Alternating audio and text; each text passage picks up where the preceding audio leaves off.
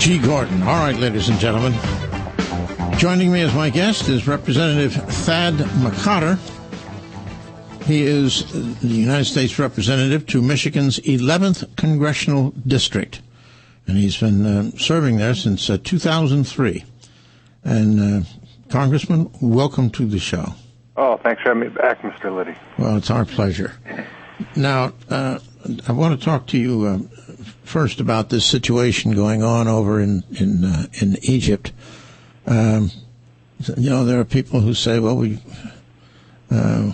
say we're in favor of democracy. We've got to let the people have their democracy, which means if there are free and fair elections, we don't know who's going to end up running the place.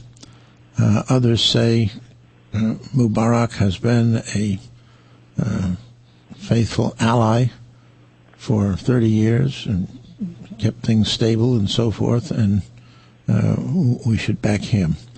Where do you come down on this discussion? Well, I think the failure of the administration to back the Mubarak government left there no ability to credibly channel the responsible opposition's demands into the government, into a peaceful transition.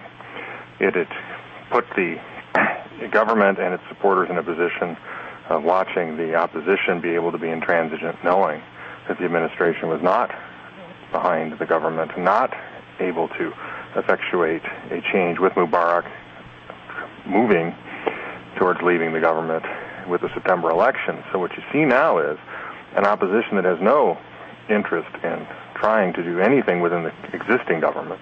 You have the existing government concerned that chaos is going to ensue with consequences to them. And that's where we are today.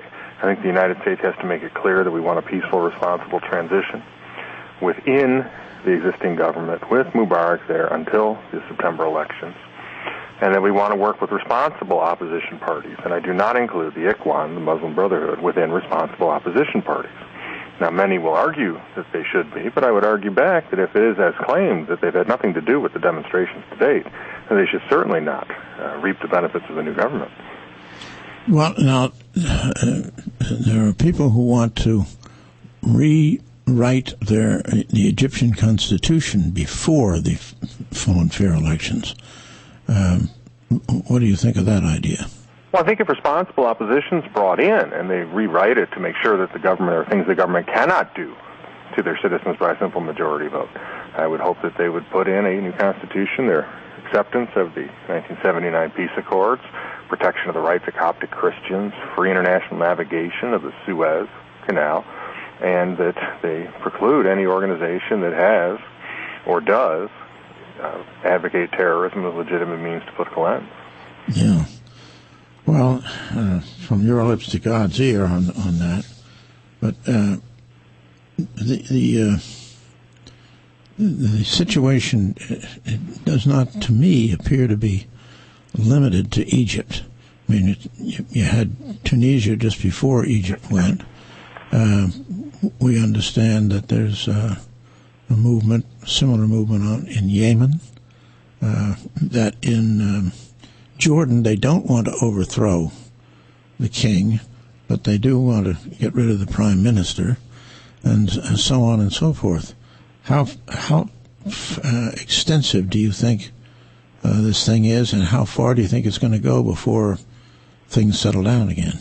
Well, I think a lot of that will hinge on the outcome of Egypt. If it's a responsible, peaceful transition to a more democratic, more economically open and prosperous Egypt, it could have a benefit to the region. So when you look at Jordan, what you're seeing is avowed Islamists trying to remove the king's power to appoint ministers and, in short, essentially, effectuate control of the government. They're far more brazen in their show of who they are and what they want in Jordan than they are in Egypt. But as you remember very well, Mr. Liddy, in 1979, you had people within the State Department, people in the media and elsewhere talking about Khomeini as a liberalizing force that believed that they could effectuate positive change and be a responsible opposition player when brought into the government. You had the ambassador, you had the embassy in contact with Khomeini prior to the Shah's departure. And these are the types of things you do not want to see replicated with the Ikhwan and the Muslim Brotherhood in Egypt. Because if it is seen that the United States is not only refusing to work with its ally to have effectuated constructive change within the existing governmental institutions, then you're going to continue to see these types of protests far more than you have in the past. And they're not going to be the peaceful people with legitimate grievances that ultimately wind up wresting control of the state in Egypt or elsewhere any more than it has been in Iran. You know, the ironic thing about Khomeini and that whole business is the French. I think he's spending time in France. The French knew he was immensely dangerous, and he told us, and France actually offered to assassinate him to prevent all of this happening. And we said, oh, no, we can't have anything like that. And look what happened. Well, the United States and many on the left labor under the illusion that somehow people who have a past like Khomeini or a past like the Ikhwan with avowed goals really don't mean what they say. And so when the Ikhwan, or as Khomeini did, they take a tack of trying to paint themselves for the short-term consumption of the media and of the Western elites, that somehow he's a liberalizing force and not to be feared, that is when the mistake is made to embrace or engage them. You have to remember they mean what they say. And as I point out to people, whatever we think about the threat of the Ikhwan or whatever we thought about Khomeini, the reality is that they know how to count. Mm-hmm. And right about now, the way things are going, you're looking at Ahmadinejad staying in power in Iran and Mubarak leaving power in Egypt. And I don't know if that's a good calculation for American foreign policy.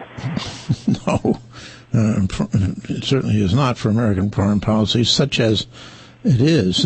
Such as it is.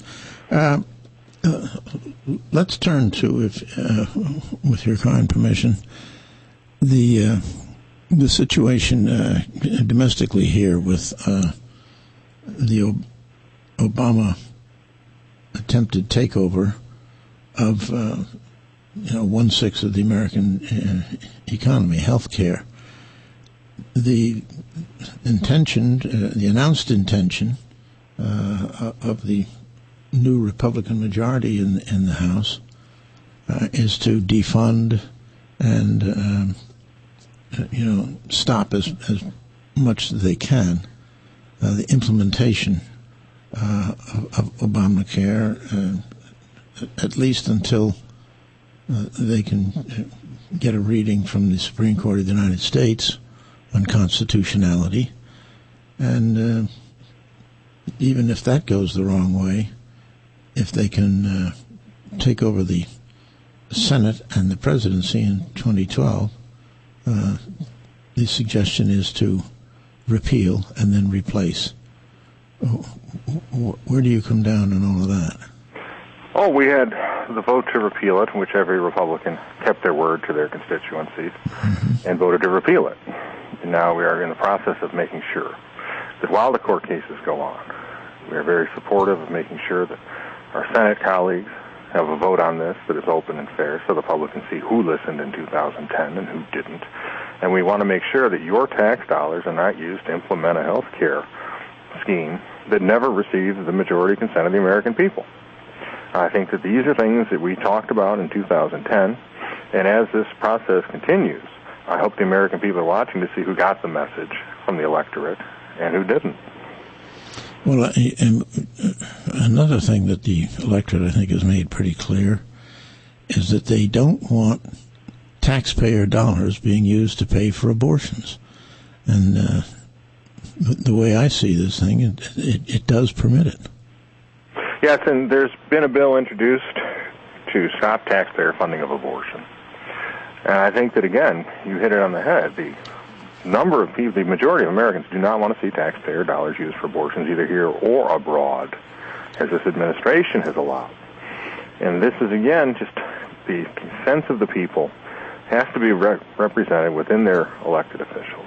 And this is another instance where the Republican majority in the House is keeping its word and putting forward legislation. We are being the vituperation from the left over these attempts by us to do exactly what we said we'd do and we're entrusted to do by the American people will not halt us in trying to do what we said we'd do.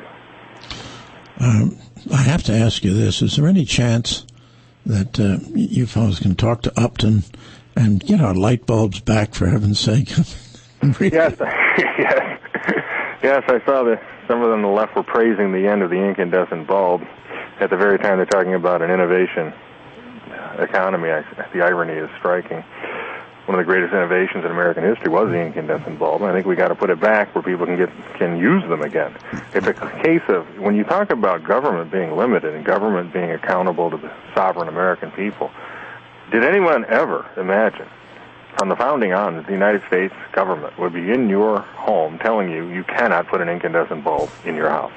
Yeah, and you mustn't have a toilet that uses more than 3 gallons of water or this and that. I mean, the founding fathers must be rolling in their graves now. They thought they had a system where they had a central government that could only exercise enumerated powers, specific ones, and what have you. And look at all of this nonsense that's going on.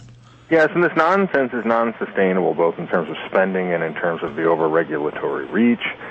What they're really not doing is everything in the age of globalization and our communication revolution has had to get smaller. It's become decentralized, more accountable, more nimble, more flexible, and made difficult decisions, both enterprises and families, as to how they would compete and survive in the age in which we live. Only government has refused to change its operating model. It remains highly centralized, highly expensive, highly bureaucratic, and as we all know from watching what's happened in the real world, that's not sustainable. And we see what's happening in states that have tried to preserve the existing model of government, and it has not worked. The existing big government model in Washington has not worked, and it's going to continue, if you try to sustain it, to increase deficits in the debt in the long run by trying to keep itself going. So I think that over time, it's either going to be a responsible transition to a 21st century government, or it's going to be an attempt to keep the welfare state in place. It's been there since I was born. And that's not going to be any more successful at the federal level than it's proven in states like California. Wow. Well, Congressman, unfortunately, we have run out of time. I really appreciate your giving us this time and coming on the show, and I hope that we can look forward to having you back again in the future. I look forward to it, Mr. Liddy.